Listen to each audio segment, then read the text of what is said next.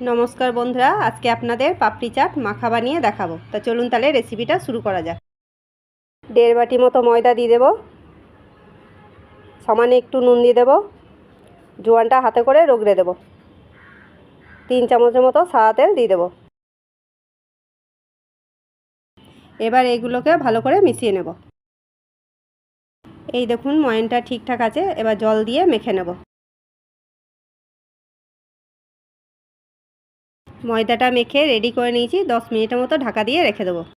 ধনেপাতা চাটনিটা বানিয়ে নেব। এখানে নিয়ে নিয়েছি ধনেপাতা, টমেটোর কুচি, আদা কুচি, 2 কাঁচা লঙ্কা, সমানে একটু নুন। পেস্টটা বানিয়ে নিয়ে চলে এসেছি, একটা বাটির মধ্যে ঢেলে নেব। এবার ভাজা মশলাটা বানিয়ে নেব। গোটা ধনে, গোটা জিরে, শুকনো লঙ্কা, গোটা গোলমরিচ হালকা করে একটু ভেজে নেব। ভাজা মশলাটা রেডি হয়ে গেছে, এবার নামিয়ে ঠান্ডা করে গুঁড়ো করে নেব। 10 মিনিট হয়ে গেছে, এবার ময়দা মাখাটা দেখে নেব। হাতে করে একটু মেখে নেব, সমানে একটু ময়দা ছিটিয়ে দেবো, দিয়ে রুটির মতো বড় করে বেলে নেব। এবার কাঁটা চামচ দিয়ে চারিদিকটা ফুটো করে নেব। একটা গ্লাস নিয়ে নিয়েছি, গ্লাসে করে গোল গোল করে কেটে নেব।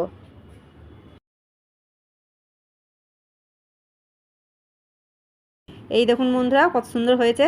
তাই এগুলো সব এবার ভেজে নেব।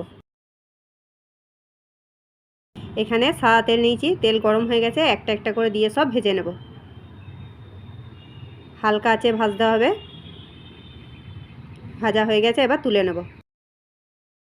সব কিছু রেডি করে নিয়েছি, এবার পাপড়ি চাটটা বানিয়ে নেব। এবার পাপড়িগুলো একটা একটা করে সাজিয়ে নেব।